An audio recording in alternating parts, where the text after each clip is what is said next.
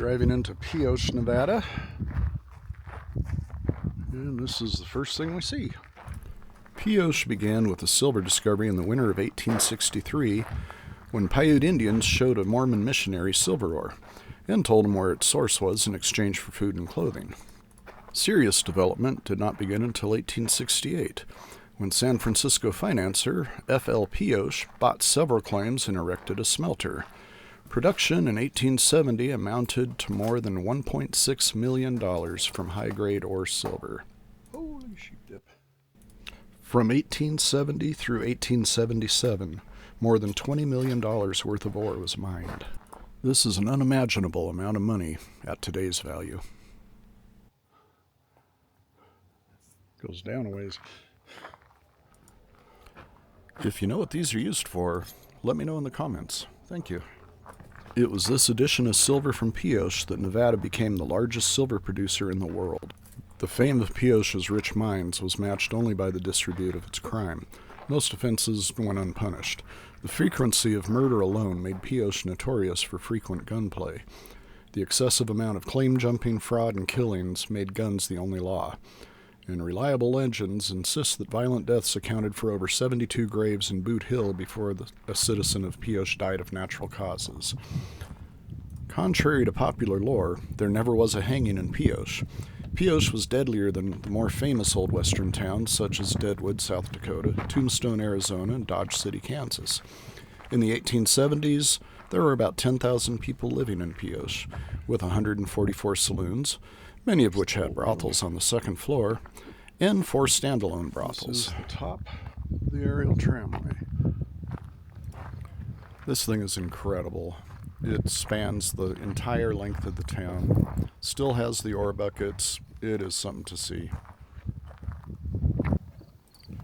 This is Treasure Hill. It's directly behind the top of the tramway, and it's still an active mine, so unfortunately we couldn't go up and play around up there. But this is where all the ore came from. Now we're heading down into town. So there was devastating flash floods in 1873 and 1874, as well as a ravaging fire in 1871, which gutted the commercial district and caused 11 deaths.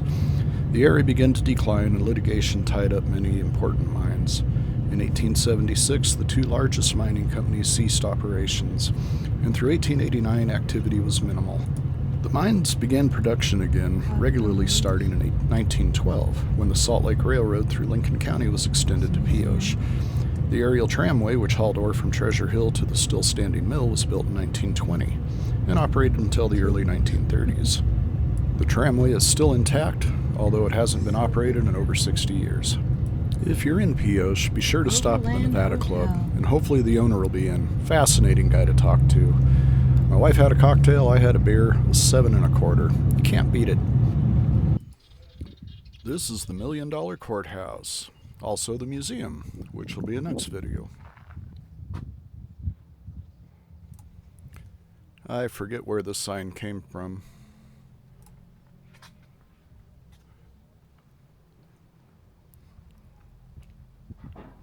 One of the old ore carts from the tramway, and of course the haunted motel.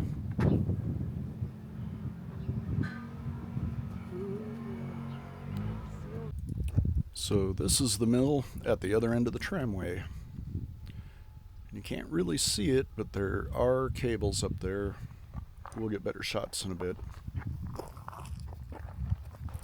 I would have loved to have gone inside and checked this out, but it was fenced and lots of no trespassing signs.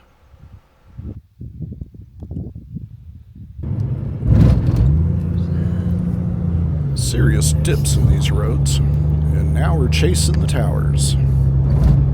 The Depression of the early 30s closed the mines, but beginning in 37, Pioche was an outstanding lead-zinc producer for 20 years.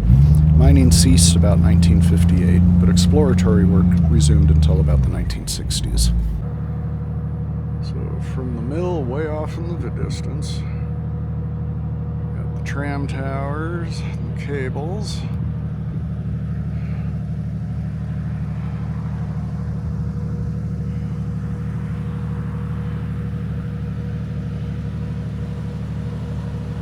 Way up on the mountainside. A couple ore carts. This one's in transport mode. This one's in dump mode. The tramway was gravity operated, meaning the weight of the ore cars coming down to the mill brought the empty ore cars back up to the top. Yeah, probably should have kicked it into four-wheel drive. Oh well.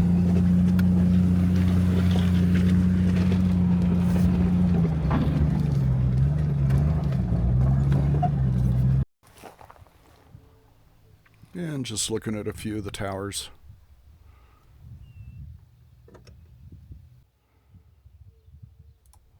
It is so calm and peaceful out here. Nothing like it would have been back in the day. And just absolutely gorgeous.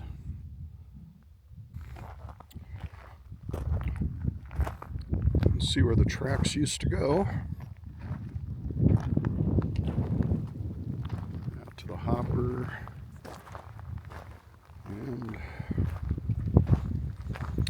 out this way. Heading back out of town, and we looked down into the valley and saw this huge tailing pile, so I had to go check it out. Had no idea what mine this was. I do want to thank the owner of the Nevada Club for giving me the pamphlet, The History of Pioche, from which I got all the information from. Super cool guy, super cool place. Please stop by if you go there.